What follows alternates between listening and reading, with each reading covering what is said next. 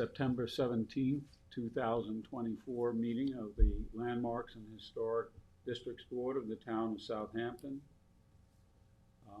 Present are members Stephanie Davis, Susan Sherry Clark, Tim Ganettis, Jeff Gibbons, Vicky Kahn, Barbara Roberts, Samantha Malone, and myself, Ed Wisnowski. Recording in progress. This meeting is being conducted under town and New York State law that provides for both in-person and remote participation. Individuals may undertake remote participation by activating the Zoom link found on the published agenda and the town clerk's web portal. Recording in progress. Is done by activating the live link at the top of the town clerk's web portal. The online Zoom participation is being moderated by Peter of CTV. For remote comment on a particular agenda item, please notify CTV via the chat or raise hand function relative to the agenda item so that comments can be made. To reduce wait times for online and in-person participants, our practice is to advance such items to the beginning of our meeting agenda if we are notified in advance. Commentators will need to provide name, agency if relevant, and place of residence or business for identification at the time of speaking. With that, I think we can proceed to the regular items of the agenda first, which is the approval of the minutes of August 20th, 2024. The minutes were circulated by Stephanie, and there were a few spelling and other minor tweaks offered in recent times, and they were corrected as well. Correct. So if there are any other comments about the minutes, I will move their adoption. Seconded by Jeff. All those in favor? Aye. Aye. The minutes are adopted. Our first application is for 111 Rose Hill Watermill. And Susan, since you were lead on arranging site visits and doing the report, would you present the summary, and I'll put up the report that you presented. Of course, we got materials at the last meeting, which were appreciated. And I won't go through your materials because people would have had a time to look at them where the additions were, to the facade. But thank you for the site visit, and also Vicki and Ed, Larry, and Julie Green also went. Beautiful piece of property sets back off of Rose Hill Road, not visible from the road.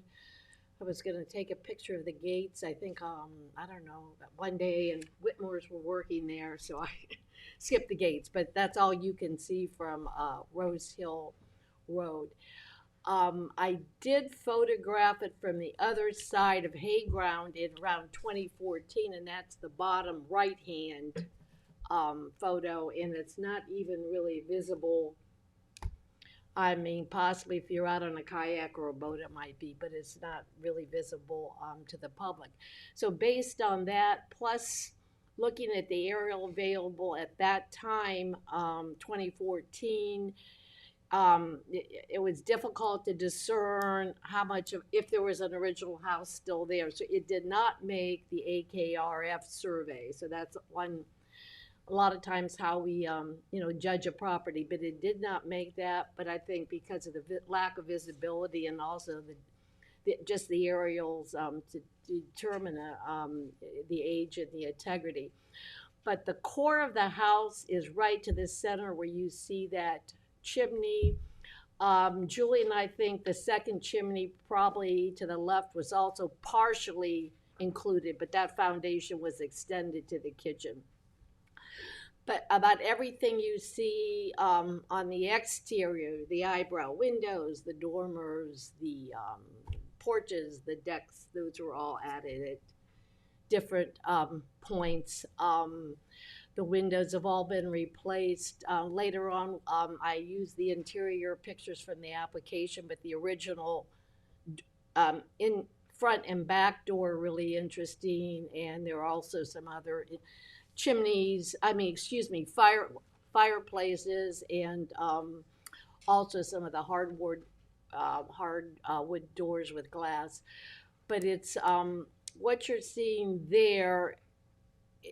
I'm not sure exactly what the house. We found a picture. Ed found a picture of the owner, the former owner, the original owner, but we don't have a picture at this point of the house.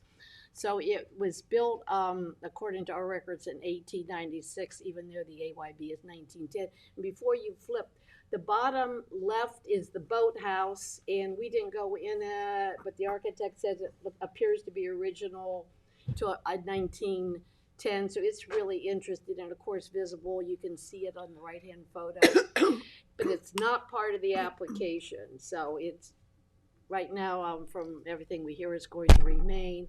The next one is the pool house, 80s, 90s. It's going to be demolished, and so is the garage that had, I think, an AYB of 1950, but an addition.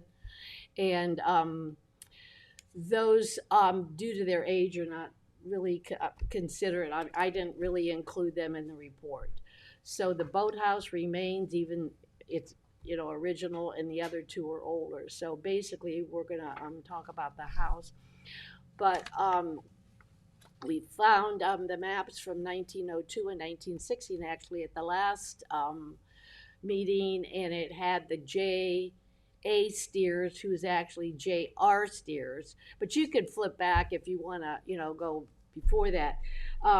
So the person who built this was bought the property in around 1896. I think it was recorded in 1898. Was James R. Steers Jr., not to be confused with his father, James R. Steers Sr., and a nephew of the same name. So there are a number of those floating around.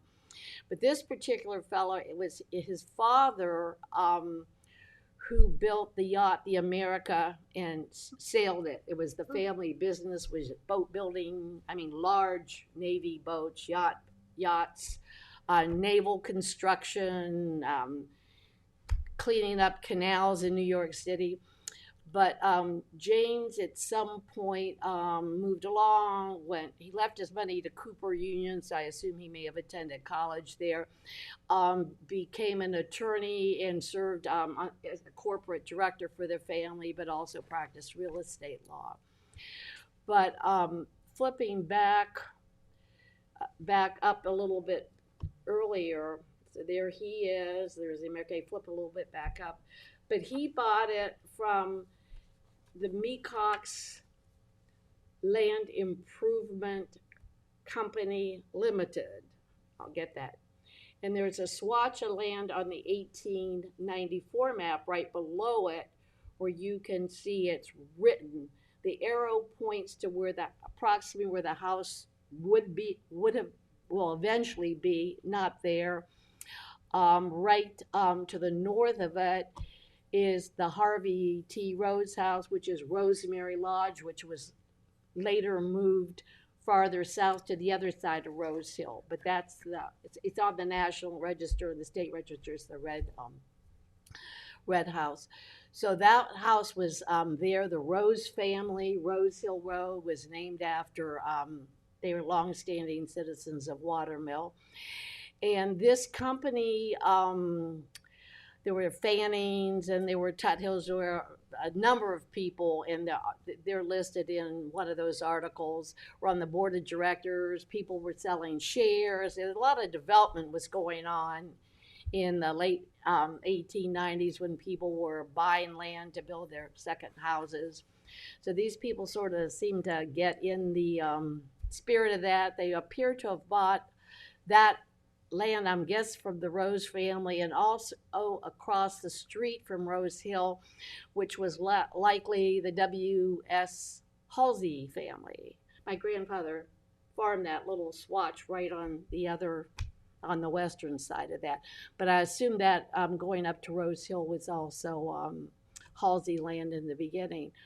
But they, right down to the south, they built the Mecox Inn, and they decided there were 100 boarding rooms, built for a large hall, social activities, dances. They had different activities. They eventually, they called them straw rides. I assume they were hay rides. Eventually adding yacht races, which were more that little smaller cat type boats. But that was the first, they decided to build that first to attract people. It was built in 1892, and of course it appears on the map.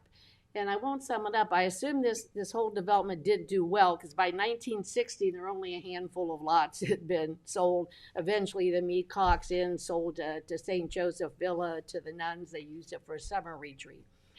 But in a heyday, it was quite the place. The articles listed, I think the one up to the right, who was here from New York City and from Brooklyn, and which parties they were going to, who were staying at the Mecox Inn, which dances they were going to. And the Steers seemed to fit right into that. There's a later article, James Steers' first wife, Rebecca, died in 1898, but she entertained at the Subject House. And he, after she passed in 1898, he traveled some, and then eventually married a Carolina K. Clouser. I think that was right around 1900, and so she would have become the mistress of the Subject House, and they also entertained and attended the events at in Mecox, at the Mecox Inn. But interesting, and that's quite a distinguished photo, is that the Century Association. I have never seen that, but Ed found that little article, and there was a one of his friends or counterparts wrote a obituary about him, and reading his obituary later on, the actual obituary, either he or his father were actually a passenger on the America as it was winning the first America's Cup. It said he, and I wasn't quite sure if it was he dad or senior or he's. I thought it was senior. What? I thought it was senior. Yeah, that's what I was guessing. So that his father most likely. I thought maybe his father was getting a little old to ride that boat, but I wasn't quite sure. But and also locally, he practiced real estate law, and he represented an Ira B. Tuttle regarding the cancellation of a mortgage on Robbins Island, and Ed sent me those articles.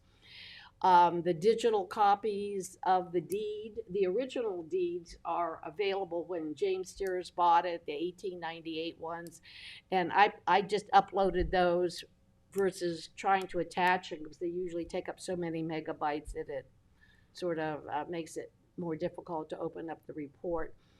But it was interesting when they bought it that they actually had lots of contingencies on the type of sanitation that could be, where the houses could be placed. But right around 1892, when they were building the inn, that's when they had the 120 acres. They were putting the roads in. And I wouldn't say James was the first. There was one house down to the south, a Robert Stewart on 70 Halsey Lane, appeared to be the first one. I'm not sure. I want to say Cochise, but I assume it's more Cochois. Had a house down on the point, a Mecox Bay. There was a Mrs. Pell, and several other families that had later purchased that. But he was trying to think. There are also articles he had. They said he brought his architect out, and this is only some of the articles. He was mentioned frequently in the local newspapers. He brought his architect out, but they didn't name him, so I assume it wasn't Atterbury or any of the other of the above. There, Bottomley, the McKimmon, Mead, I assume it wasn't any of those, or they would have named him. Um, the builder was James Madison Jagger, and he was a local builder, but he also was quite prominent. He built the elementary school on the Windmill School on Windmill Lane. His house at 300 North Main Street, and I guess a large number, according to his obituary, of the houses down on the ocean in the estate area. So he, I said we don't have an architect or designer, but we do have a builder who's, I think Aldridge at that time was also quite prominent. He was listed on the cottage lists every year. They're there between 1896 and when he passed in 1917. And the property was referred to as the Woods, which is, of course, appropriate. We drove through the woods. It's just lovely, large specimen trees, and I see that the owner was, of course, planning to hire the landscape architect to evaluate whatever, the different specimens, but there are a lot of mature trees in that area.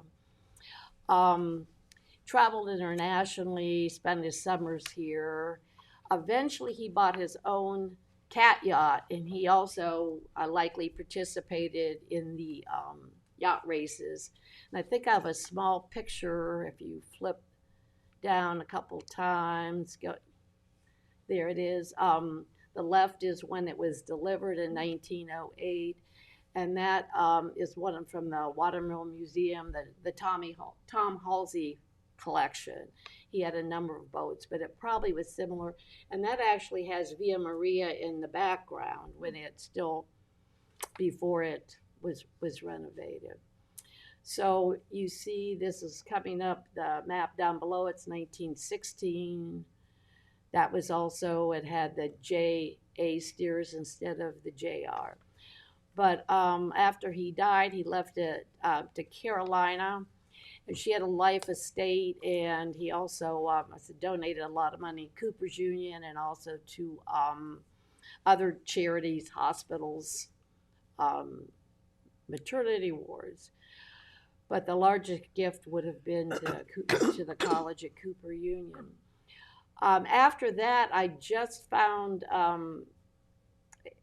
in the family search, that Carolina sold the property to Flora Schmidt in 1926. Julie had found that there was an auction in 1920s where she sold off, she sold the contents. His wife did, so we have figured that she probably sold the property about then. But in 1926, at least that's when the deed was registered. These are the 1930 and the 1938 maps. You can see the house there. You can see the boathouse. And there was also, according to the article, where they were building, a barn was built. And you can see the barn, or what I assume is the barn farther over it'd be to the top, to the left of the property, but up there would be the barn. Of course, that's not extent. But it's sort of interesting, the road, you can see the woods that you travel through, to get there. But Flora and her husband, Emil, they had a silversmith shop, an antique shop in the village. And I have additional things to add, like 1925. But these are the cottage lists, 1950 and 51. There's also one, Julie found one from 33. And after they purchased it, they referred to it as Homewood.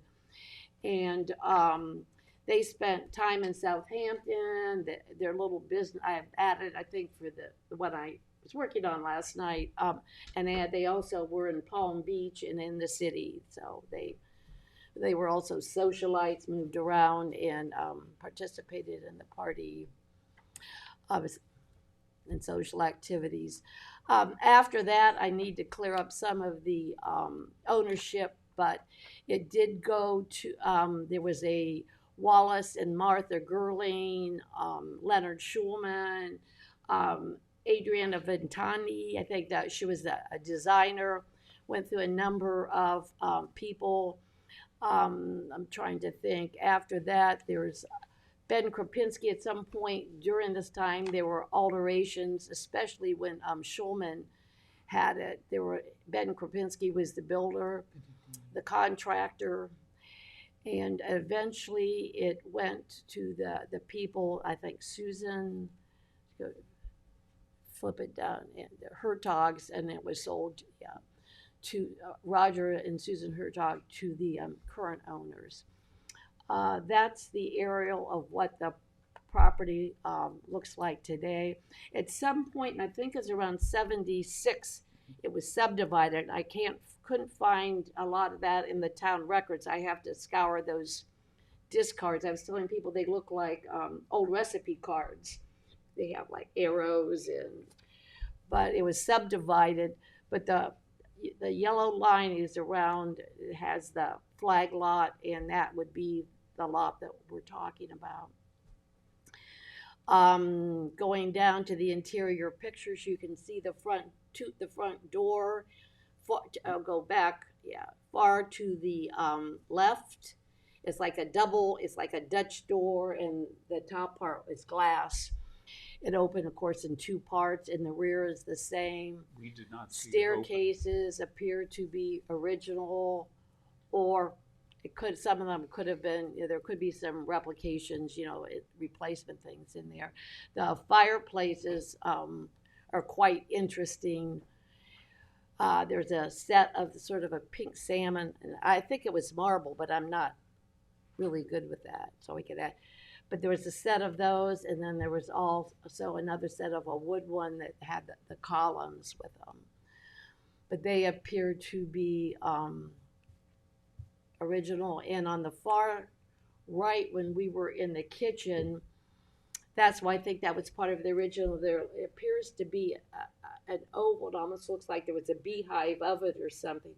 Often when they built these houses, they did have the kitchen separate, because it was like, they call it, in case the house caught on fire, the kitchen went and the rest of it was saved.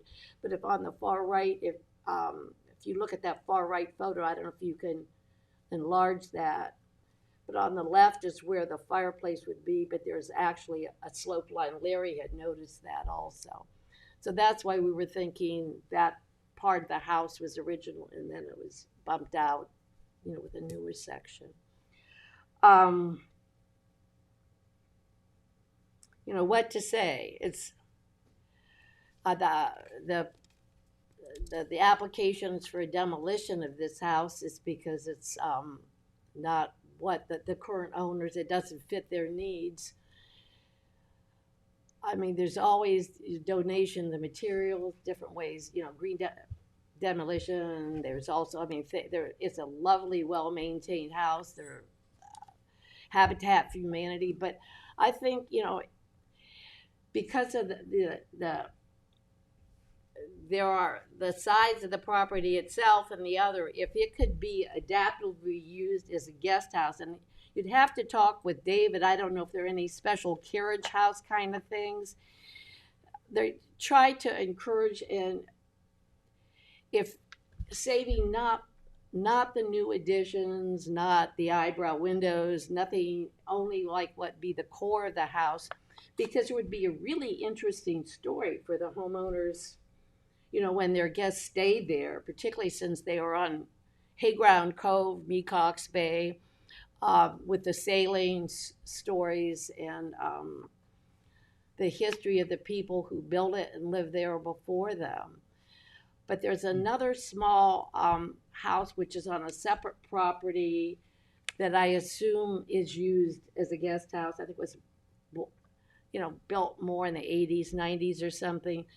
Not that I'm saying that house should be demolished and this one put there, but I just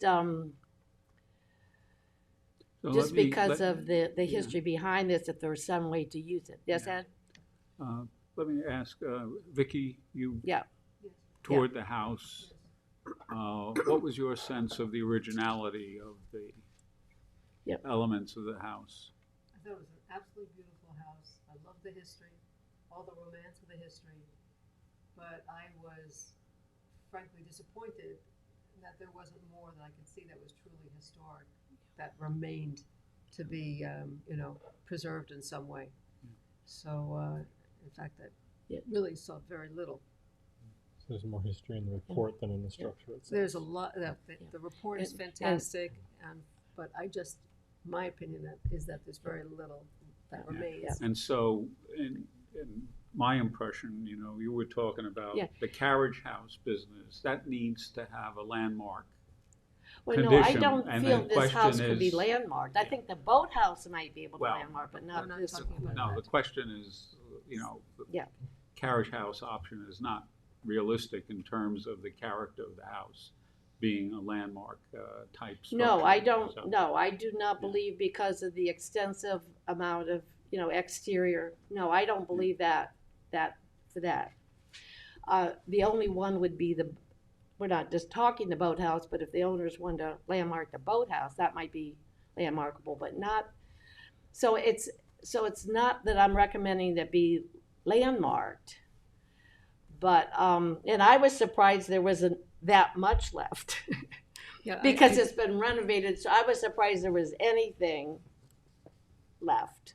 Well, we really had to go into the basement to try and determine where was the original foundation, where was the likely Right, location exactly. of the original house, because there's been, as you said Oh. correctly, been so many additions, so many renovations Yeah, over the period of years, and you Oh, just yeah, described no, that in your very you excellent are right. report. You're right. That I don't, I really, I don't see much there to preserve. And I'm not even sure, I wasn't even convinced of the door hardware, that what we were seeing was original. I had, Well, we know, there were a lot of things. The windows were all modern windows, Yeah, right. No- thermopane, No windows left, insulated Not- windows, and not a shingle, I don't not even- anything on the yeah, outside. There was not much originality to the house. Yeah. The house was well maintained, and it's a beautiful property certainly. But in terms of its features and the significance of Mr. Steers, as much as he's a lawyer, Yeah, basically, and had grown up in a wealthy family, and had the opportunity to join the migration into the Hamptons in the 1890s. So, but that original house he built has long disappeared. So the house in many ways is really not even connected to him in terms of all the imprints of everybody else that has I been agree. put on the house. The nature of the neighborhood this is in is changing. First of all, a lot of the houses have been older houses have been torn down. There are a few from an earlier period of time remaining that are era there. But there's a lot of modern structures involved. The Mecox There Landing. was a lot of vacant land There's left there. As Mecox Landing at the top, you can see as well that the character of the neighborhood has been lost as a historical kind of context for it as well. So that is not a factor in it, I think, as well. Yeah, with 383, which what I think was, somebody thought it looked like was also built by George Skidmore, as was the Mecox Inn. It disappeared, it was demolished, and we never, I think they got the permit to demolish it, but we never, for some reason, got it when that one disappeared. Yeah, I'm not familiar with that. So it's, so yeah, there's predates me. some have been. I list at the end the ones that I know of that are still there. But I think because the Mecox Land Improvement Company didn't sell that much, there was a lot of vacant land there for, they didn't have to tear down as many because there was still vacant land there. They were still selling it, 20s, 30s, 40s, 50s people were. So they're newer houses. The two that two of the historic resources were moved there. One's the core with Jennings House, was moved from where the post office was in Watermill. They're related. She was the Burnett daughter that was related to the one we had last on James Jennings. The Rosemary Lodge, of course, was moved from the corner, but they're really only Via Maria. Of course, excuse me, Rosemary St. Joseph Villa. The nuns. It was circa 1990s that demolished the Mecox Inn, built the new facility, and it's recently been demolished and I think subdivided, and they're building residential homes on whatever they divided that into. So no, there's So anyway, you've not a lot got left in a that good neighborhood. story that you put together, and but Well, I just sell the story, so Right. that's my sales. So um, the recommendation that we return to the building department is no objection. Correct. Yes. Is that okay with Yeah. everyone? Yeah. And we can, you'll attach the report to. right. So As I understand it from our meeting, that we had, there was a proposal to try and reclaim some of the right.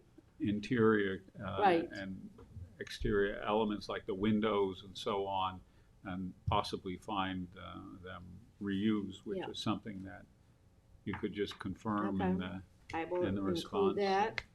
I won't include making it a carriage house, even though I'd like No. to. I go with what the board as a group Yeah, decides. it's not It's not able to part be. of this, no. Yeah. okay. Do you want to provide? Very brief. Michael Lamont from Stella Honey Architects, been a resident of Southampton for 30 years. Our office is in Southampton. And I would just like to thank the board for all the consideration and time that you've spent looking at the structure. As an architect that started my career in historic preservation, we don't take replacing structures lightly. And we did start, when we started the project, we looked at options and to see what was there and how it could be used, and we just couldn't come up with an acceptable solution once we determined that what the house was, what was left, what's there now. And then I think one of the upsides, as I mentioned at our site visit, was that the landscape, we feel that the landscape is probably one of the most, that has the most integrity of anything on the site. So the owner is committed to keeping all of the landscape. You saw on that drive, no construction vehicles are going to come to there. So he's actually, because it was a bit overgrown, so we took out some of the vines and stuff. So it's a pretty spectacular landscape. So he's committed to keeping that whole landscape in the front. It's almost an acre of property along the driveway before you get to the open lawn. So he's committed to keeping all of that intact and will look the same as it's looked for the past 75 years or so. And I will also confirm that we're in discussion. I have some of my office working with salvage to see if there's anybody we can get interested in any of the pieces that are there, the doors, the hardware. And the owner said he would help cover the costs of contractors taking that out, whoever, if we can find somebody. So I have somebody, not, as we discussed, not easy finding people that want that, but we are looking to try to see if there's anything there that can be repurposed. And then as well, the plan B would be any useful items for Habitat for Humanity, or any other reclaimed. We work with some builders who help some of their staff, some of the young staff, build some affordable housing. So we're trying to do everything we can do to repurpose. I'll include a link, and I think it's through the town for Habitat for Humanity, and this is advisory. It's you need and all of this. I mean, but I think they actually come out and get what they want. Yeah, the builders complain because they're not easy to work with, and so we have to take the lead as architects. We can't just call them. We figured out that we have to just take the lead and find. Sometimes they're hard to work with, and we can find other people that still need building materials, maybe not necessarily through Habitat for Humanity. So we'll do everything we can do there, and then finally, and as I mentioned before, that the original plan with the previous owner was subdividing the whole property into 3 or 4 lots, whatever they could get. So they were going to clear cut to Rose Hill to achieve that. So I think we saved that, and I think our owner's committed to basically putting the new house in the location of the old house,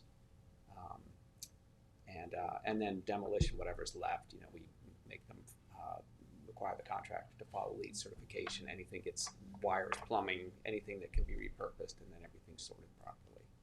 So we try to do everything we can do to try to at least make the process, sort of as, painless as possible, at least with this out reclaimed material.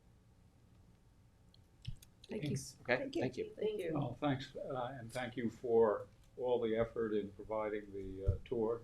And, that was very helpful in terms of clarifying a lot of things. And sometimes when we look at some of the projects, we are left with a sense of anxiety because we don't know all the details that are behind the decision, maybe to demolish or to do things in a certain way. So that explanation, I think, was very helpful that we got when we were there. Good luck with the project. Thank you. Thanks. Thank you. So that'll go to the building department, and after I update the report, and you'll get the report and the form. Great. As I mentioned before on the site, I reached out to the owner to see if anybody has a trunk full of old papers or anything. So if we find anything, if somebody finds anything, I will certainly let you know. Previous owners. Okay, let's try the construction application for 10 Wells Road. So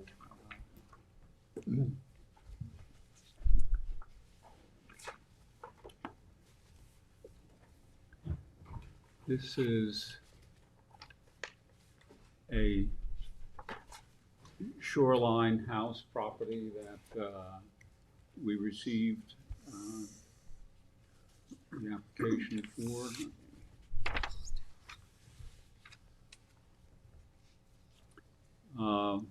There's quite a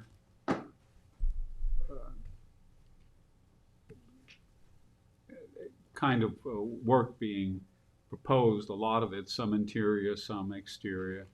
And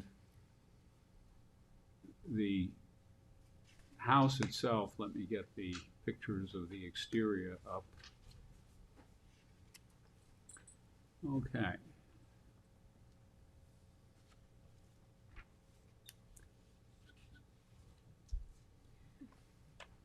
So Ed, I looked this up, and there was no response. Was it withdrawn the last time? Yes.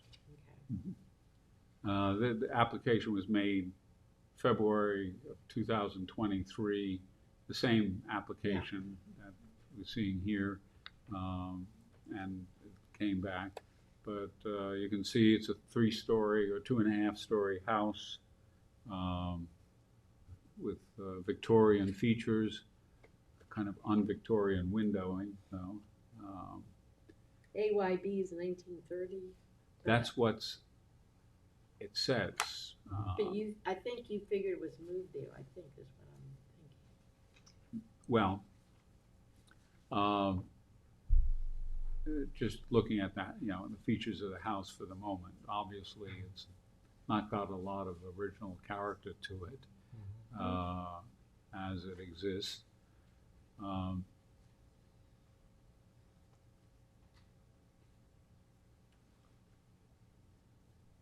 So anyway, let me go back to the location here and also to a folder here.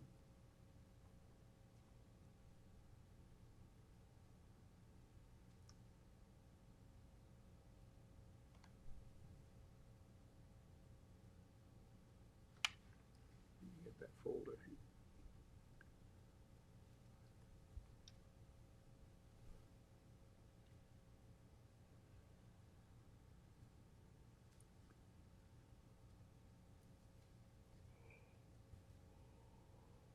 This is the 1930 aerial, so, and this is the house that would have been there at the time. I think the house was there earlier. In tracing, I spent a considerable amount of time tracing the house. Looking at it and looking at news reports of individuals associated with it, and looking at the house found that, among other things, it was associated with George Bellows, who built a house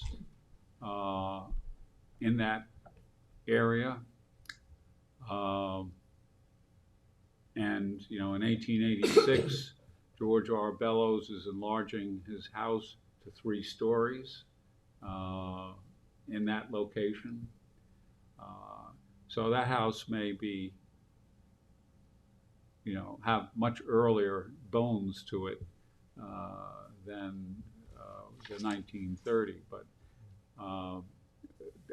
I've not inspected, you know, there's been no visitation for it. This is all just basically tracking the house through a number of owners and neighbors who exist there. And so I didn't find any great historic individual associated with it. Mr. Bellows was not big. He was a farmer at one point and engaged in carpentry work as well. The proposals for the house I don't find problematic either, given the house has been changed quite a bit. The work being proposed, besides roofing, some change of windows. Is that described here? Let's see. New roofing, new dormers added to the roof to increase view, light, usability of the attic space, basically, I guess. The windows that you saw in the house were kind of all blank. They proposed to put in some divided, the impression or realistic divided lights in order to improve the appearance. And interior rearrangements on different floors. So I, again, don't see anything that is problematic in what is being done to a structure that has an AYB on the assessor's records as 1930, but I believe has a much older origin as well. Did you want to say something to us? Lisa Poyer with Twin Forks Permits on behalf of the applicant. I'm not the architect, just here representing the owner. And he's just looking to upgrade the existing house, not looking to change anything significantly structural to it or to alter, you know, the footprint or anything, but just trying to upgrade the facility and just bring it a little bit more modern and change out the windows and doors and make it a little more energy efficient, changing siding, that kind of stuff, more maintenance work. So the delay was we got stuck with wetlands. So there was an application made with the prior architect. He didn't know he needed wetlands. So then I got involved and got wetland approvals for it. So that was a delay. But thank you. Thanks.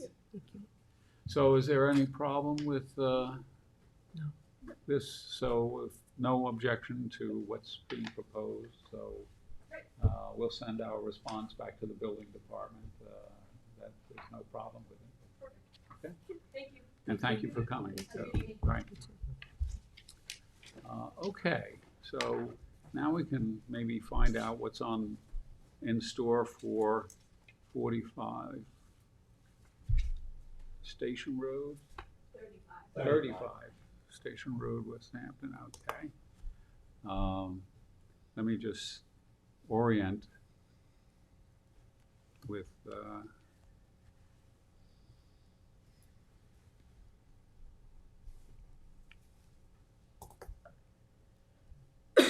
so we can get a picture here. Okay, so let me do an oblique view of this, see if this gives us a better perspective on things. Okay.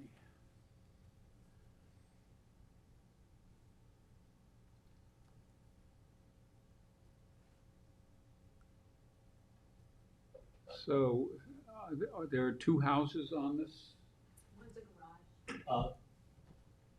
The three-car garage.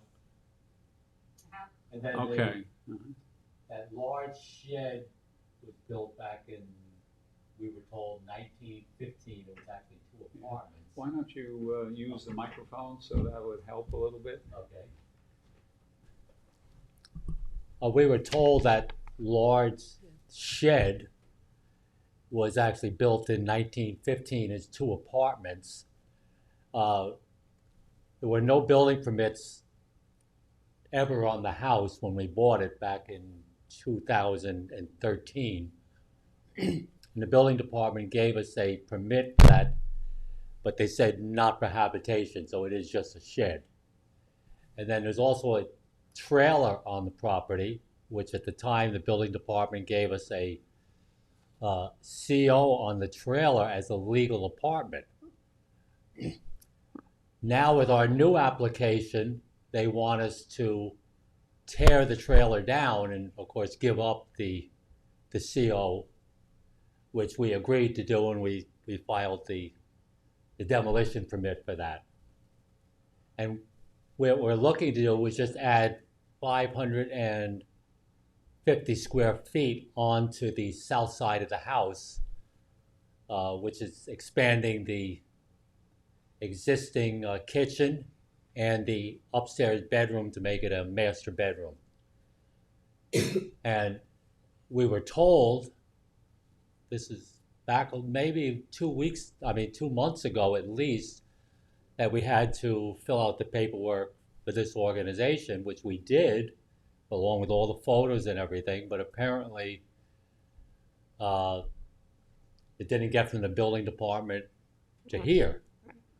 So our architect had actually done all of that for us, so we were, kind of in a fog as to what was going on, since we haven't heard anything, and apparently it never did get here, so I'm assuming we have to file all of the paperwork again. Well,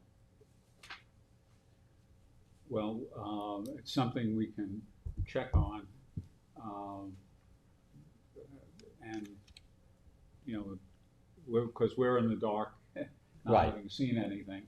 So it's something that we can track back. We have had some turnover in the staff arrangements that kind of feed the paperwork to us in the past several months. The last time, yeah. The Yeah. last time I spoke to Dave, the chief building inspector, who I actually never met. I heard your name is Dave, you're not him, are you? Anyway, I understand he retired. And I spoke to him on the phone and he said that we only needed the approval from you, and then he would release the building permit as quickly as he could. And then that was the last we heard. Okay. So we'll do some checking. And will you do the check? Yep, I'll check it. Okay. And we'll try to figure it out. I think once it gets to us, it won't be a particular problem dealing with it quickly. And so we only meet once a month. Right. So that's the rhythm of things. What's the address? 35 Station Road. What's the year of the house built? I was told it was 1895. It's the little house. Yeah. It looks like it's been redone Oh, it several times. had vinyl siding and vinyl windows when we bought it, and sheetrock on top of the plaster walls. It was,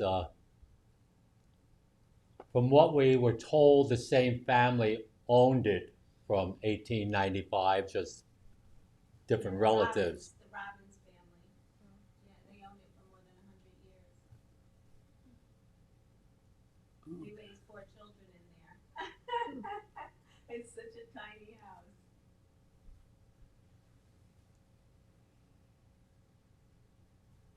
see what the assessor has for this.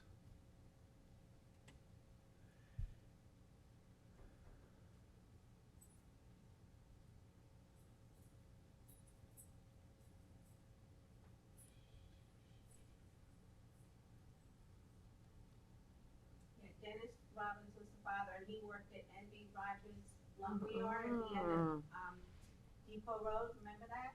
Yeah, I'm a Rogers, I've got You Rogers, are? yeah, Okay, so you remember the lumber yard, and Dennis, the father, worked there. okay. Okay, the AYB on it is 1890 from the assessor, so that's probably more or less in the neighborhood of it. So it is an older structure in its original bones, so that would be something. The house has a cement block foundation, a complete basement, which I think the house had to be moved onto that. I do not believe they had cement block in 1895. Right, yeah.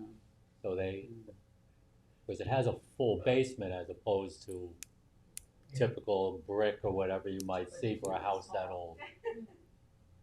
So, and the other aspect of it is just to, again, let's see, check here.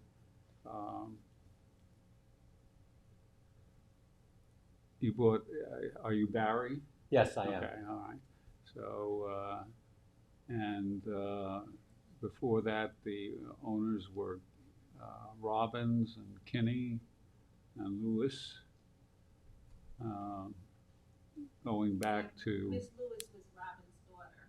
right, so, Faye Lewis and Shirley, they all have their married names. right, okay. Okay, so anyway, we'll try to check where the paperwork is, and hopefully it hasn't gotten lost, that it has to be redone. If something has already been put into the process, it might be. Can I have your phone number? I'll give you a call after I research it. Oh, 631-678-8112. And what's your name again? Barry Beaushore. Can you spell it? Boeshore.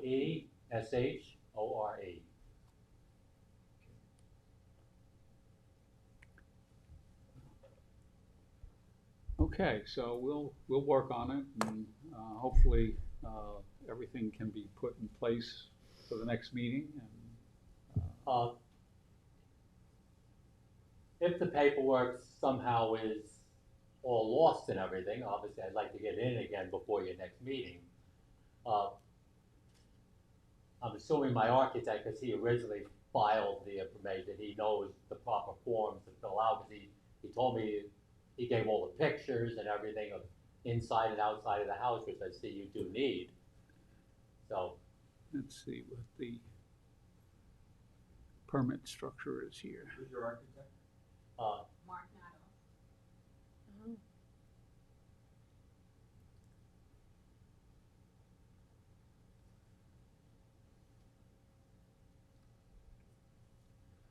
Okay, June 2024 residential edition.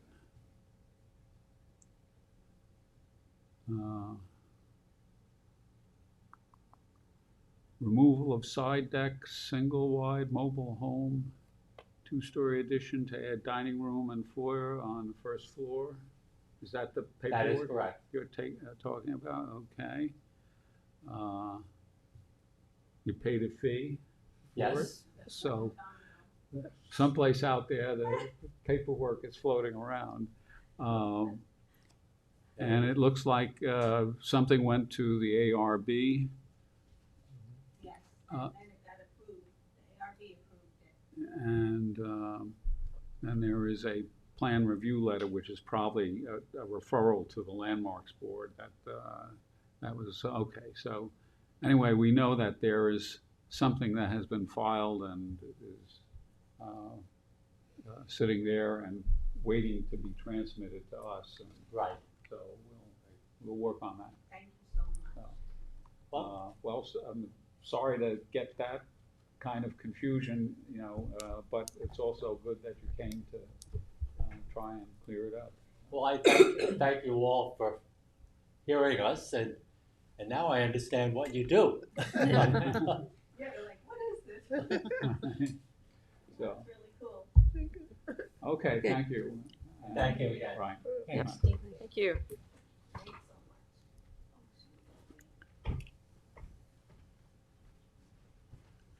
so much. Okay. So going back to the top of the agenda, the demolition permit applications, 338 Flanders Road, Riverside. We decided that there was nothing significant enough about the building to warrant a deep dive on it. We did, and Tim and I had a discussion a little bit earlier about it having been a milk processing plant and built for pasteurization originally in 1931.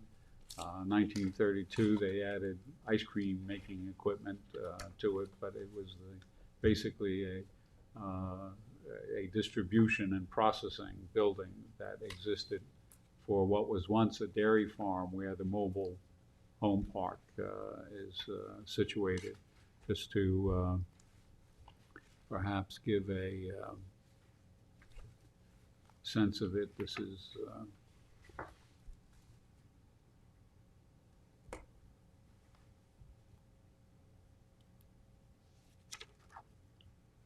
an unusual effect. I don't know why that Weird map layer. that's blotted out, but that's the area of mobile homes, which is the pink overlay layer there. The property that was on Flanders Road is right here.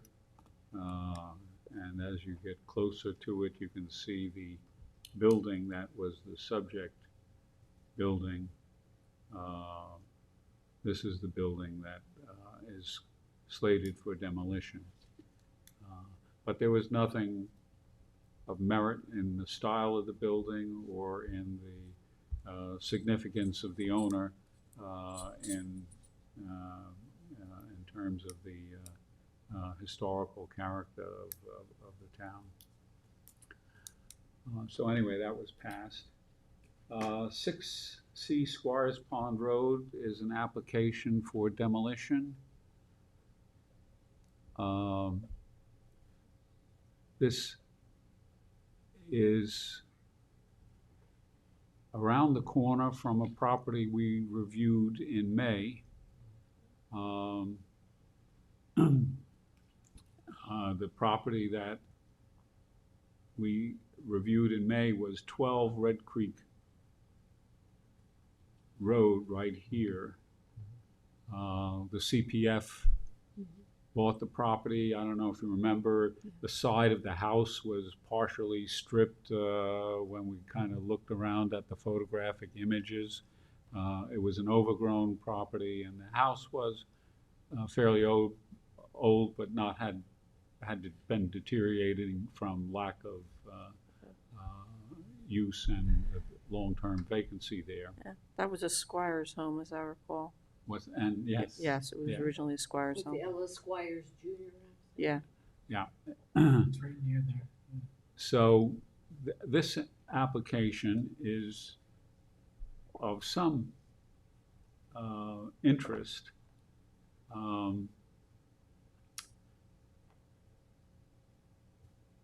Because it's associated with somebody who had a big association with this board. Yeah.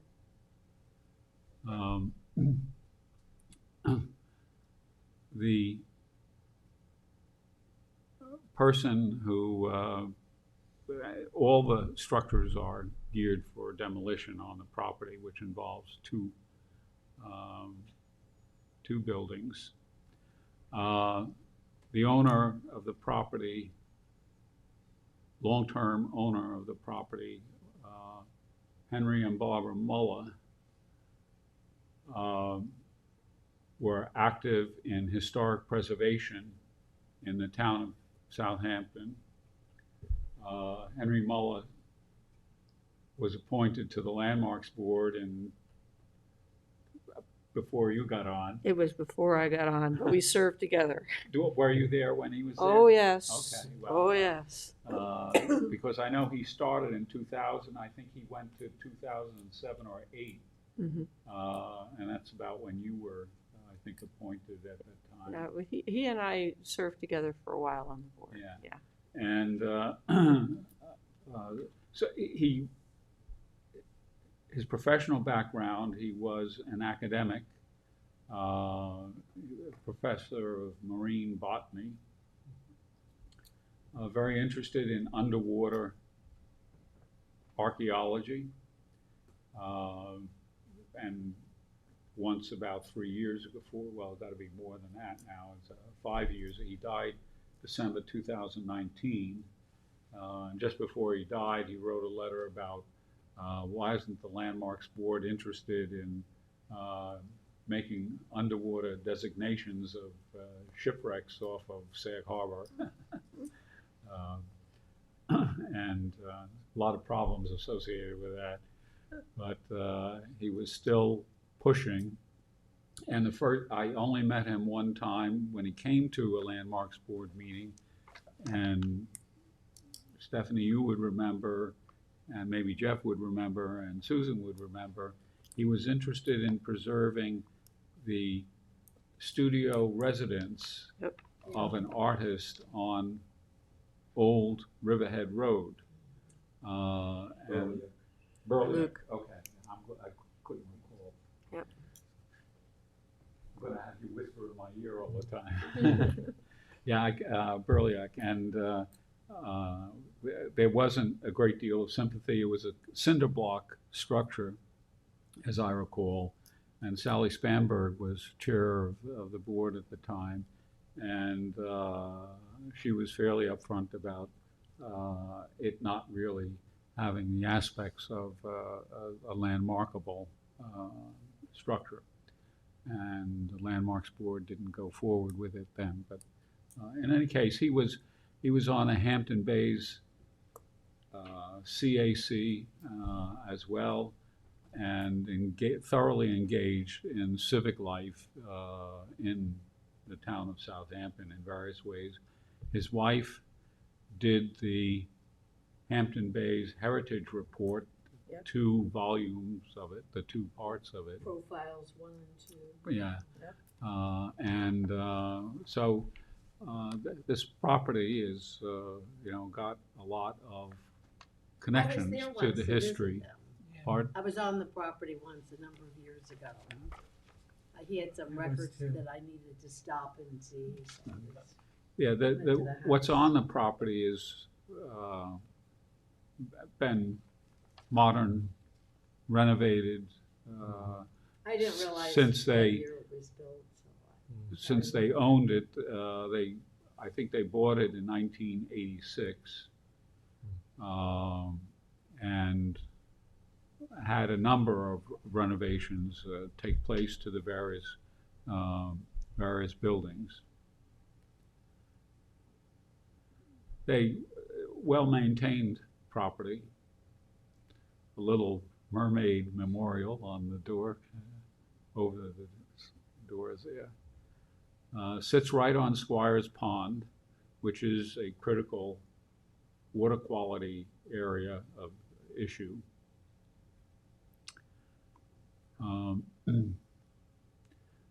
I think the application, provides a great deal of images that are very, very telling.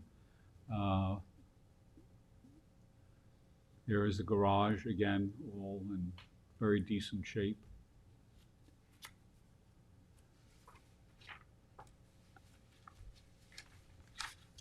But as per CPF policy, it's before purchase, they want the buildings demolished.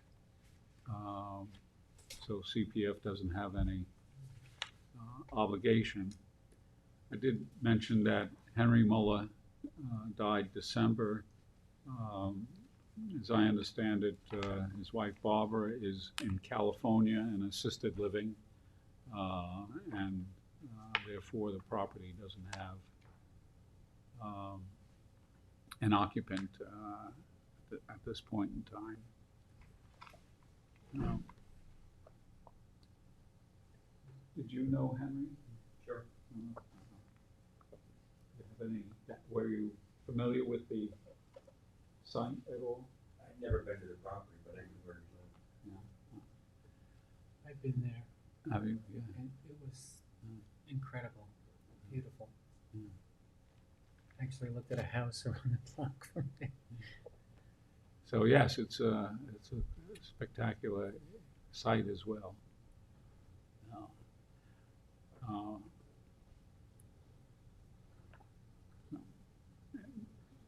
An unknown place to me until this application came in. But I don't see any It's not an architectural character to it It's worth been altered. preserving. I do think that there is there should be some kind of acknowledgement associated with the property or this area around Squires Pond that memorializes the Muller names of Yeah. Henry and Barbara for all that they contributed to the town. I'm not exactly sure how that should be done, but I think, you know, if there's no problem, I would say no objection, but strongly recommend that some labeling of the area, or even just perhaps a memorial sign if there is going to be public access in some fashion there, to have their home acknowledged in some way. I think that would be appropriate. Okay, all right. So that's what I'll do. I'll send no response with a recommendation of some kind of memorial acknowledgement of their place, both in the civic life of Southampton town as well as their geographic location there. Okay. 50 East Montauk Highway was a construction application involving a sign that was on what is basically a fairly modern shopping center in Hampton Bays, the one that contains the King Cullen and other areas there. I forget why. There may have been a building or a structure on the site that was older originally that made that a referral, but that was not something, you know, that was of significance for us to look at. 825 North Sea Mecox Road Watermill, which was an AYB 2008 garage, and I don't know who suggested that. It was what Susan suggested Thanks, that definitely was was out of town. yeah, something that we didn't need to look at as well. 10 Wells Road we did, and that It brings was us. to alter the garage, so it was Yeah. demolition. And then 28 Jagger Lane, West Hampton, which is a proposal for addition and renovation of a circa 1865 house that Stephanie and Bill did a report on. And let me see, we can first provide the context for it. So this is Jagger Lane, off of South Country Road in West Hampton. Can you zoom in a little bit, Ed? Because while we have this up, can you zoom in a little bit, please? Yes, well, I was While just. we want to explain one mystery here. Not really a mystery, but just to explain. Where you have your cursor right now is the house in question. It has an original volume where the cursor is right now, and then there are additions on the back side, or what was formerly the back side. If you zoom out a little bit, what you'll see is that this house actually used to front on South Country Road to the south. The property was subdivided a number of years ago. A large hedge was put up between the house and the front lawn, former front lawn area to the south, and the property address was changed. The property address used to be 44 South Country Road, and now it has the address of 28 Jagger Lane. So there's one misstatement in the report. I did the front end of the report, and Bill added the back end with the photographs. And he said that the property is not listed in historic profiles of Eastport, Speonk, Bremsburg, and West Hampton. It actually is listed, but it's listed under the old 44 South Country Road address, not the current address of 28 Jagger Lane. So this house is yet another Jagger house. We've seen quite a few of them along Jagger Lane over the years. This was the Evergreens Hotel, which was built by Seth Robertson Jagger and his wife Mercy in about 1865. They built this originally as a house prior to the advent of the Long Island Railroad into the area. And then it was later turned into a boarding house known as the Evergreens Hotel. And then it continued operating as a hotel until Marcy's death, which was in 1917, after which I understand it was returned to use as a house. In recent years, one of the prior owners did turn it back to use as a bed and breakfast, and did a number of renovations on the house. At this point, the house officially faces west, which is they consider the front facade, but you can see very clearly there the original front facade of the house with the porch, with dormers, etc. So that's kind of the setting of the house. The house remained in Jagger ownership until fairly recently, the 1980s. Since what time it's been owned by several owners, including current owners. So let's see. We visited the house, toured the inside and out. The owners were very gracious and let us see the whole thing. The house inside has a number of original features, but it also has a number of newer features. Newer floors over older floors. Doors with the original rim locks removed and modern knob replacements, etc. All the windows in the house appear to have been previously replaced, with the exception of the little triangular windows at the top and the little rounded windows at the gable ends of the original volume. It is officially a two-family residence. It's considered a two-family residence, and it is somewhat divided inside to reflect that particular use.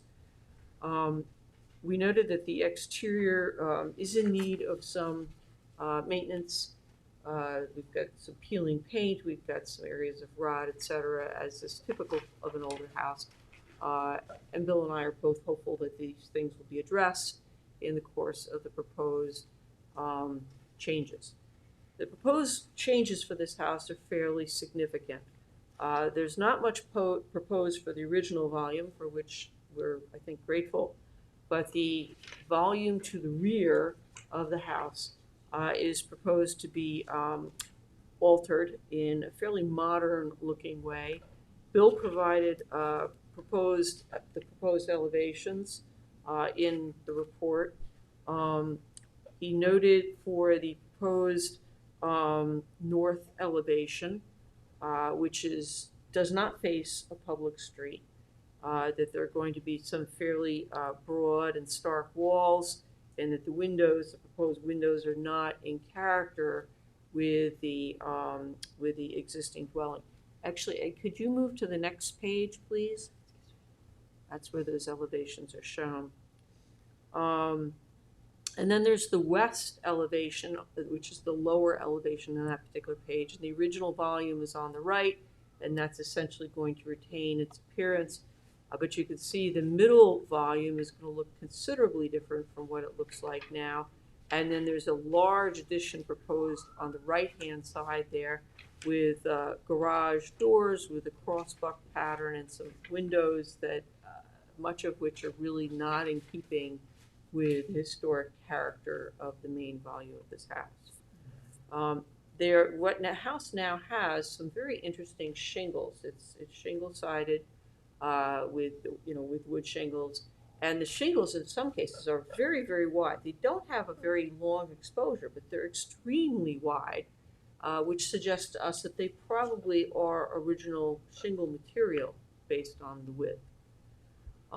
What it's going to be replaced with, at least on the newer portions of the structure, is vertical siding, vertical wood slats on top of exterior grade blackened steel sheathing, which is going to, again, considerably change the character of that portion of the house. It's going to give it a fairly commercial and industrial appearance, which will not help the historic value of the structure. Ed, could you turn to the next page, which actually you're already at? These are the proposed south and east elevations. The south elevation, again, is the original front of the house, which is now not particularly visible because of the hedge and some overgrown vegetation. Again, the original volume will remain largely unchanged, but there'll be an addition out on the right-hand side of that. And then the east elevation is not at all visible from Public Street. That's going to have a large porch addition on the right-hand side. It's all going to be screened in from top to bottom. And again, the scale and the character of these large screen panels is not copacetic with the existing dwelling. Again, the siding materials are not exactly historically sympathetic to the structure. So Bill had a number of recommendations for proposed changes to the proposed addition. I don't think either one of us had a significant objection because they are retaining the original volume. And there's certain aspects of the later additions that present some problems. Porches that were partially enclosed, or areas that overlap the existing, windows on the historic volume, etc. So I don't think we had a particular objection, again, to the additions, but their exterior character we felt could be made more in keeping with the historic structure. So that, in a nutshell, is what we see. Bill has a number of great pictures in here. This is a porch enclosure on the side porch that's in a later addition, and you see that the window has got some challenges with it. And you can see this picture very clearly shows the later addition sticking out of the back of the house. The right-hand side of that addition is very visible from the street. It essentially forms part of the front facade of the house now. And again, the proposed changes with the vertical siding and the black metal sheeting is really going to change the character of that. Looks like there has been a lot of interior renovations by looking at the pattern of windows on this side here. There have been a lot of interior renovations. There was, at one point in time, one of the last Jagger persons to own the house got approval for altering this building for use as an apartment building. And when you look at the interior, there are a lot of, non-original partition walls that seem to have been added over the years that chop up a lot of the interior. I've never been in this house before this inspection, and I was kind of surprised by what I saw. I expected to see something more original and historic. I mean, for example, this is a door that was one of the few ones that have remaining operational rim lock hardware and the original doors, but a lot of the doors have been replaced. A lot of the original hardware is gone. And again, we see newer wood floors placed over the original wood floors. We saw very few original wood floors in the structure. And I think the building has been essentially used as an apartment kind of building for a while. That would be consistent with the bed and breakfast use it was put to for a while. Yeah, this is a really odd doorway. It's the only doorway like this in the entire house. And just It doesn't. jumped out of the 1940s. Yeah, yeah. Yeah. So I was actually kind of disappointed with how the interior looked relative to what I thought it might look like. But it still has a lot of apparently original stuff, like the wainscoting you see there.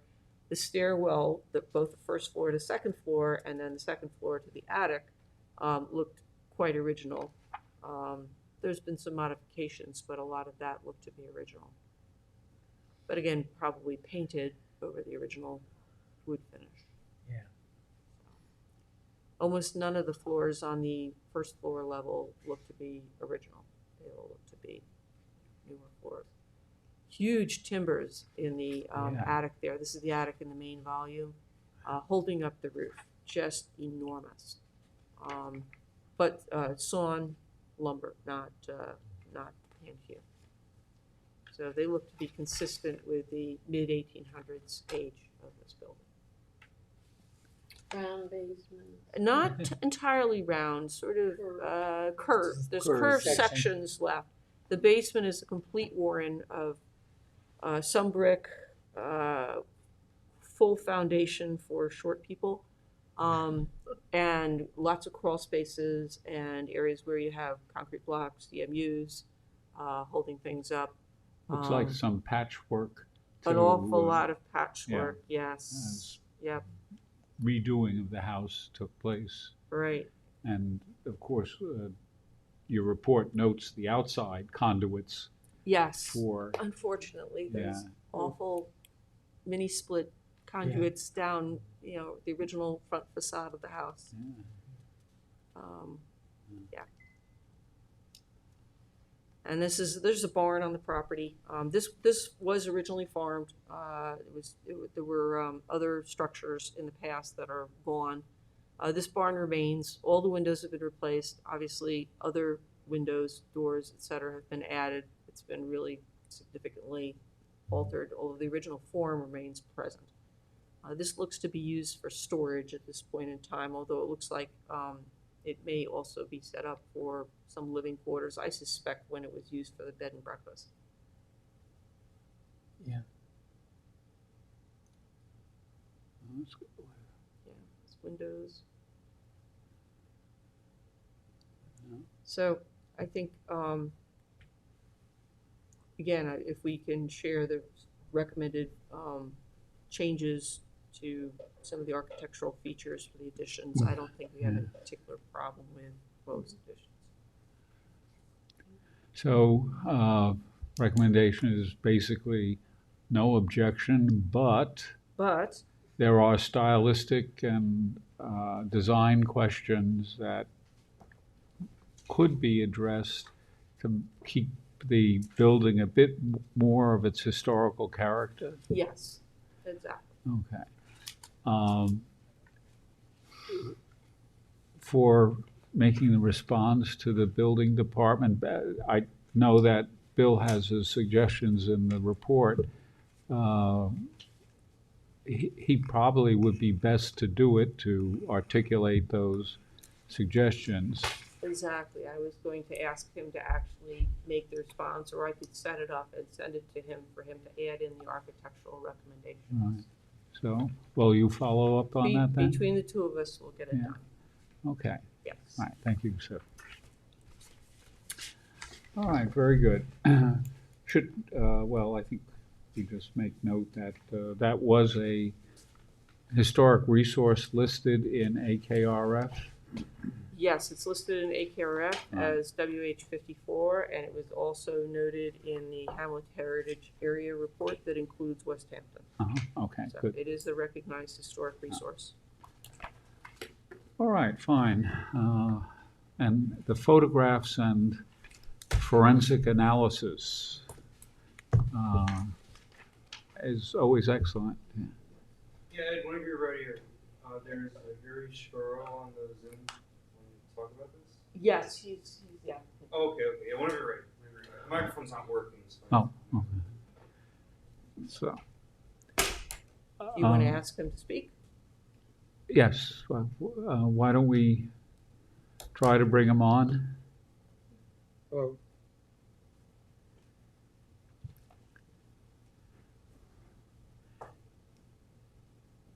We can see you. The screen froze for a second. Yeah, okay, thank you. Can you hear us? Yes, I can. I don't know if you can hear me. Can't I don't think you can hear. Can you hear us? I can. We can't hear you. Maybe he's on mute.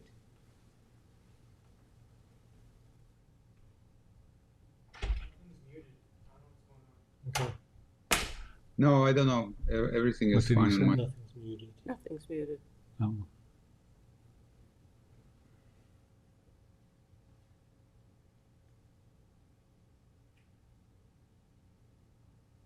Hello, hello.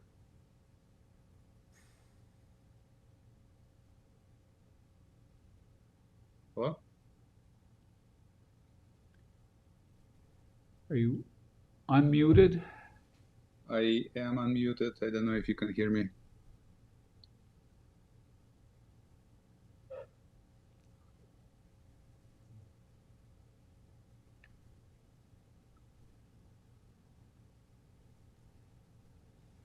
Speak now. Hello?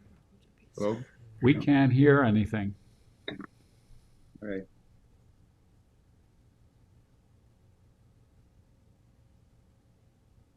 What if we could call in on the phone number?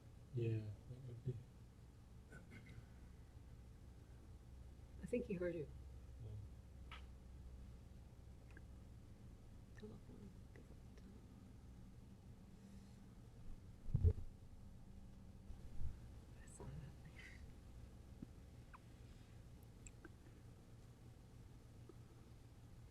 Figure out where he's at. So anyway, well,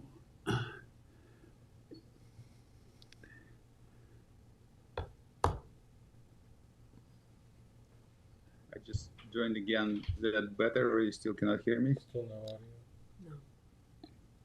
No. All right. Everything's unmuted. I don't know what's going on. Okay.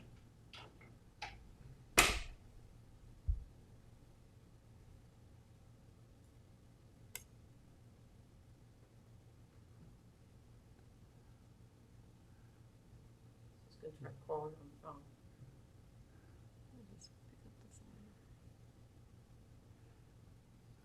needs to get a chat.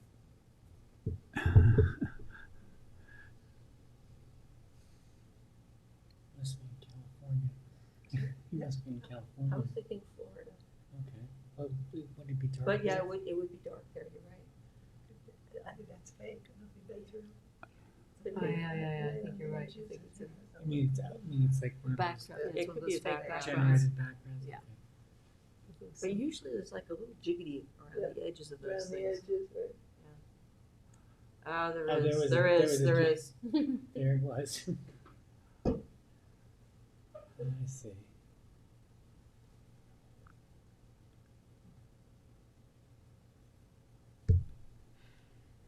Can we send him a chat and tell him? I mean, is there any chat thing? that you- Well, I'm not on Zoom, Oh, so that's right, you're yeah. not. So Yes, but the, he, you know, Yeah, he sent us a little message saying he's gonna try to call in on his Oh. phone. Okay. there he's talking to him. Yeah.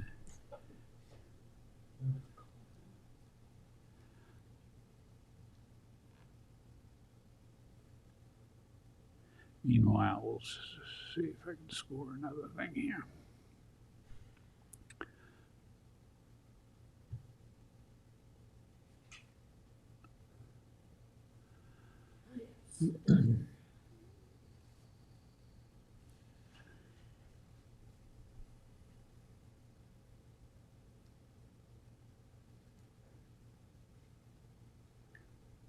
Can you read this stuff?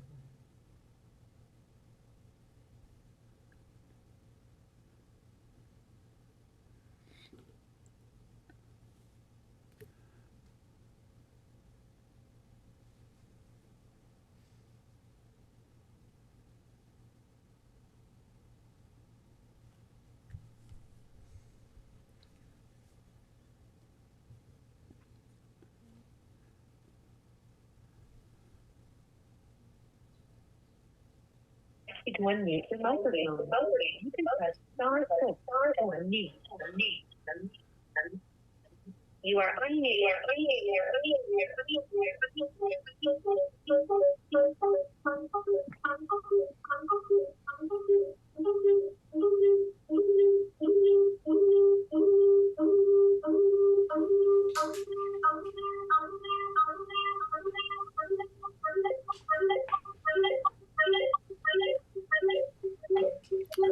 Well, I think we'll proceed to the next Yeah. piece of business if that gets resolved. The referral we have from the planning board, I don't know if anyone got a chance to. Yep. I'm not quite sure why we got it. I looked at the AYB's 1948. There may be some reason I'm. Yeah. What do we? I wasn't sure why Quite we a- got it either. I think there's a flag on it. I don't know why the flag is on it. Well, among other things, it is a familiar, very familiar place. I don't know. Well, it might be in the I might have- yeah. the heritage Yeah. report. I will say that that you said it was 1948. That's what I saw. Yeah, I didn't check out the AYB date, but I can remember 1951 going to the diner as was commuting back and forth with my folks between the farm and Nassau County and the farms out in Bridgehampton. And that was always a stop on the way to get the only food you could get. Yeah. Along a long road that there was no Long Island Expressway, and it was Jericho Turnpike, and out to Riverhead, and then to Hampton Bays. So, okay, did anybody have any sense? It's an office building complex that they're putting at the foot of, Montauk Highway, and I didn't look at the plans just because of the year. I mean, if it was a historic district, Yeah, there's nothing else in the immediate vicinity that's historic. well, no, there there's is the- nothing, well, that's that Sinclair. But, Sinclair right. Oil Building is kind of an, It's but up it's a little up bit. in a way, yeah. Yeah, Right it's at the not, when you come intersection. down to It's- that It's like a intersection. dead hollow there, yeah. Yeah, I mean, and the diner building has been considerably modernized over the Yeah, years. exactly. I was from- gonna say the '70s incarnation doesn't look anything like I remember it in the '60s. No, It wasn't all brown. Yeah. It seemed to me it's So- for parking and traffic and Yeah, the road just whatever the changed around it, planning- yeah. so my sense is that there's nothing of comment worthy from No. us No. on the project to demolish the diner and to install the office building complex that they are planning to have there. So, okay. they're specifically gonna be medical buildings. Yeah. yeah. Just like everything else.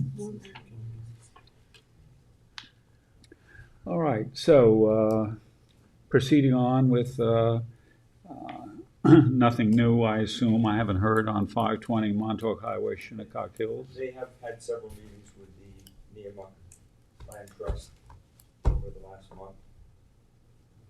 if they're making any progress, but they have had 2 meetings. Do they have a site to move it to? Yeah, oh, yeah. Where? Down the neighbor hill. wants to move it to their property. Oh, just one over, like, and the only thing holding it up is what, red tape or?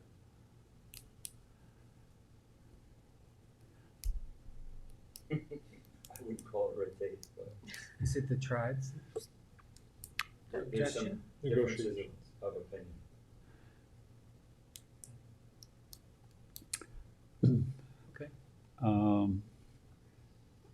Nothing new. I haven't heard anything, and I think we would have picked it up from Julie Green about the CPF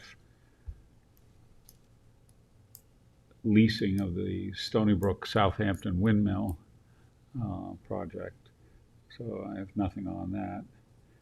And 126 South Country Road, we can Gonna take that off. move off because it has been designated as a town landmark. The owner keeps calling me every few weeks and wants to know what the status is of the CPF appraisal for the, Not for 126. Yeah. For 120, the Kings? Yeah. Oh, they thought they were gonna get CPF historic preservation easement. okay, they never talked to me about that. Oh, yeah, he keeps calling me. Oh, that I don't see any reason why they shouldn't pursue that, but they haven't, because I spoke to them over the weekend at, another function, and they were asking about, is there any further paperwork and what else we have to do? That's what he's talking about, further paperwork for the easement. Oh, see, when this whole process, they've never brought up an easement with us. So if they would like to pursue an easement, then yes, there indeed is paperwork that they're going to have to do. Okay, I was unaware of that, entirely unaware. I think he thought that all the paperwork had been submitted and he was just waiting for the appraisal from CPF. Okay, no, that is not the case In at fact, all. he called me today Okay. and I said there was a meeting tonight. Okay, it sounds like I should touch base with them and get them in touch with CPF for what they need to do to request an easement. Yeah, and all of that discussion with them, and I mean, I brought up the issue of easement and they did not express an interest in pursuing that, so. Interesting. All right, And similarly, 11 Walnut Avenue is also on the same situation. I actually had a very interesting discussion with Jackie Fenlon about all of these that are the easements that are currently held up. Apparently, in the easement requirements for these historic preservation easements, there is written into, I don't know if it's the code or the easement language, that the owner has to provide an insurance policy that will pay the town back for the easement if the house were to burn to the ground. I.e., if the house burns to the ground, the historic resource is lost and the town's investment in the easement for the facade is lost. So there is this requirement for an insurance policy. And apparently it's exceedingly difficult to get that kind of insurance policy that will have that provision in it. So Jackie was going to apparently take this issue to the town board to see if somehow they could change the language so that there could be some other much easier mechanism to guarantee the town gets something back if the historic structure is, lost, if the facade is lost. Mm-hmm. So that's what's holding up the easement for 11 Walnut, 149 South Country Road, and 29 Dock Road in Remsenburg. It's this insurance issue, something that I was totally unaware of until we had this discussion. So. Interesting revelation. Yes, always more revelations about this yes. process. But that's the status, so I will try to keep in touch with Jackie about how that is getting resolved. Thanks for alerting us to this. This is very educational in terms of, Yes, well, uh, leads me to wonder Yeah. how much we want to sell these facade easements as an incentive to landmarking, unless this issue is resolved, which I assume it will be. Okay, we have the continuing agenda possibilities of State National Register of Historic Places that we might nominate. I myself have not had the time to orchestrate anything with respect to that. We did do our communication with respect to the cell phone towers, so that doesn't have to continue. They may come back at a time of actual application to construct things, but at least now we've cleared our air with respect to their impacts. No news on the Stony Brook campus issues with respect to the windmill or with the Chafin House. So, certified local government activity. David circulated an email about a webinar that would be available for anyone of interest, that periodically having training and education with respect to issues over historic preservation that's recognized by SHPO would serve to keep the qualification for certified local government status by virtue of the board having been trained. So just keep that in mind. Yeah, they're very easy to listen to. I think they're very informative. I'm gonna attend that one that David just circulated, and I did one maybe a month ago. So they're good. One other item that has been passed to us is the proposed replacement building of 13 Ochre Lane that was circulated to board members. Samantha provided one response with respect to encouraging the diamond lattice windowing on the front of the house, at least to replace and evoke the earlier building.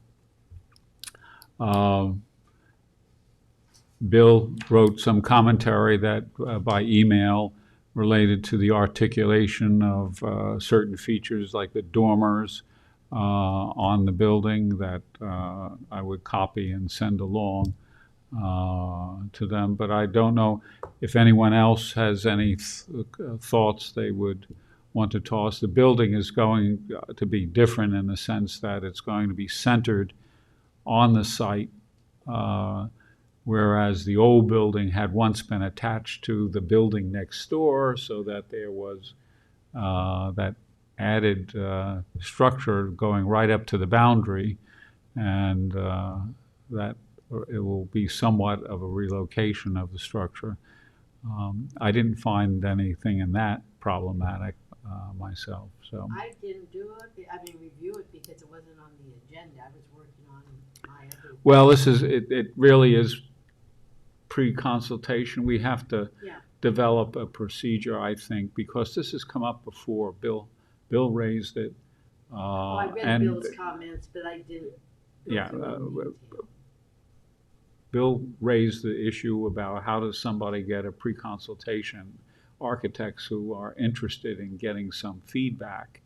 And it was suggested that the only way that should happen is through a building permit application, which is really not a procedure that works. So at some point, one of the tasks to be worked on perhaps is setting up this situation where somebody can say, can I have time on your agenda for discussion of a building addition I want to make, or some other questions like our guests tonight did. So, and that will take some thinking too to figure out, but I think it's something that should occur. But Susan, if you have some thoughts, email them to me and I'll pass them on, package them, and send them on. Look at it in detail, I'll get back to you within the next day or so. Okay. I mean, I trust architecturally Bill's suggestions, but I will look. So, I did go by the site. I found myself right there, so I said, and it was a shock because that was a known entity on that block. And when I went back up, I went around because he had said, that he had built a house for his son behind it, and that it was in keeping with the neighborhood. And I was like, no, it's not in keeping with the neighborhood at all. I mean, like it's laughably that he didn't bring that up, but. yeah. Well, I mean, the new house is going to be a new house with, you know, rooms that are bigger and, you know, ceiling height taller. Reading that one letter, what the concern was the quality of the materials. I mean, not just the shape, but the design, but what was being used. Certain shingles, certain windows, roofing. Yeah. Well, in any case, we're just offering, you know, pieces of advice and suggestions in an informal way that, you know. Be similar to what is already in that neighborhood. Right. So. Yeah. Okay, well, let's see, this is the 17th. I'll give it a week for anybody to send along other comments, and then I'll just return to him any suggestions that are made for his project along the way. Okay, let's see, is there anything else that's bubbling in the back of our minds? I don't see any bubbles there, so if not, it is now 8:50 p.m. This meeting is adjourned.